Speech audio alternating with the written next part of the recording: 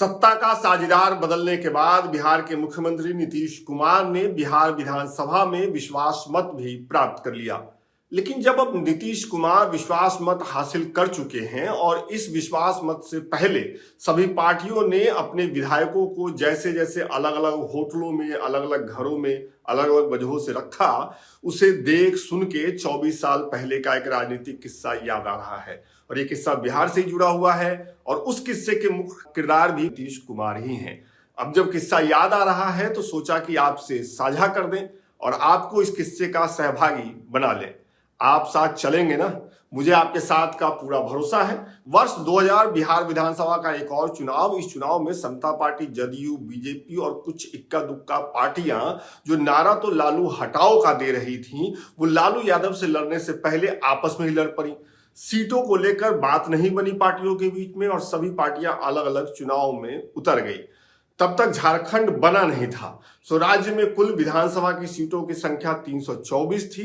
जब रिजल्ट आया तो लालू यादव की पार्टी को 124 सीटें मिली। वहीं चुनाव में अलग अलग उतरे एनडीए की पार्टियों को अगर एक साथ मिला दे तो उन्हें 122 सीटें ही मिली।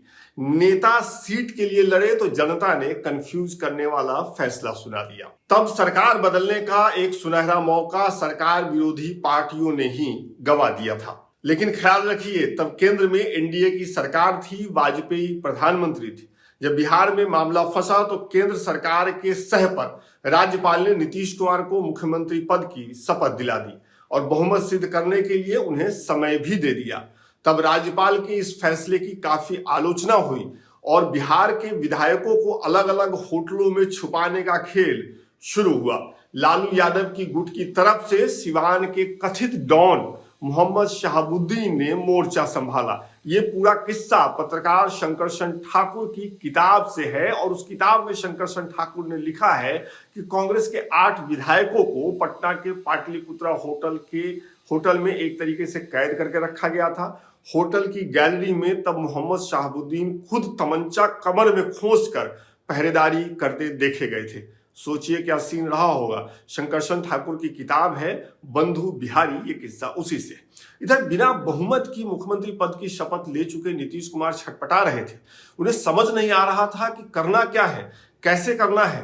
तभी उन्हें बताया गया कि मोकामा के ठेकेदार और कई कांडों में सम्मिलित बताए गए सूरज भान, पीरो के सुनील पांडे, बनियापुर के धूमल, रंजन तिवारी, रमा सिंह, मुन्ना शुक्ला जैसे विधायक जो अपराध की दुनिया से सीधे जनप्रतिनिधि बने हैं, उन्हें समर्थन देने को तैयार हैं। बस उनकी एक ही शर्त है कि वो नीतीश कुमार के साथ सार्वजनिक तौर पर मिलने, फोटो खिंचवा लें।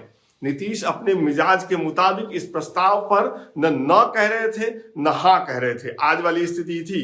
उन्होंने एक बार फिर चुप्पी साध ली। लिहाजा बीजेपी के कुछ सीनियर नेताओं ने उन्हें मनाने के लिए मोर्चा संभाला। अब नीतीश ने मौका देखकर एक चतुर चाल चल दिया। उन्होंने बीजेपी से कहा कि वो समर्थन तो ले लेंगे इन माननीयों का, लेकिन खुद बात नहीं करेंगे इनसे। चालाकी देख रहे हैं आप। तब नीतीश के लिए ये काम बिहार बीजेपी के तत्कालीन सर्वे सर्वा कैलाशपति मिश्र ने किया। वरिष्ठ नेता थे वो। जब बिहार विधानसभा बैठी, विधायक शपथ लेने के लिए आए तो ये सारे माननीय जिनका ऊपर हमने नाम लिया सीधा जेल से विधानसभा पहुंचे थे। अब ऐसा तो है नहीं कि तब अकेले और आज भी नीतीश अकेले चालाक है बिहार में। तो अगले दांव की कहानी भी सुन लीजिए। सूरज भान, सुनील पांडे, धूमल, रंजन तिवारी, रमा सिंह, मुन्ना शुक्ला विधानसभा में दाखिल होते ही उस दफ्तर की तरफ चल दिए जिधर नीतीश कुमार नए मुख्यमंत्री बनने के बाद बैठे थे, मतलब मुख्यमंत्री दफ्तर की तरफ। ये सारे लोग नीतीश कुमार जिंदाबाद का नारा लगाते हुए मुख्यमंत्री के दफ्तर में दाखिल हो गए। जब तक नीतीश कुमार कुछ समझ पाते तब तक ये पूरा कुनबा उनके आसपास खड़ा था और उनके साथ आए प्रेस फोटोग्राफर्स ने इस पूरे दृश्य को अपने कैमरे में एक एक करके कैद कर लिया।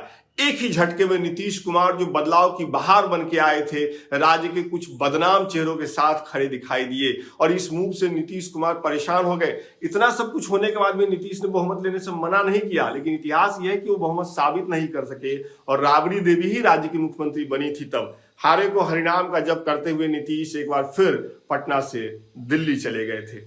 2000 के बाद 2005 में लगभग 5 साल बाद विधानसभा का चुनाव हुआ और इस बार नीतीश बीजेपी एक दूसरे के साथ मजबूती के साथ खड़े थे और इतिहास में यह भी दर्ज है कि 2005 में पहली बार नीतीश कुमार बिहार के मुख्यमंत्री के तौर पर शपथ लिए, अपना कार्यकाल पूरा किया और उसके बाद अभी तक वो अलग अलग पालों में जाने के बाद भी बिहार के मुख्यमंत्री हैं।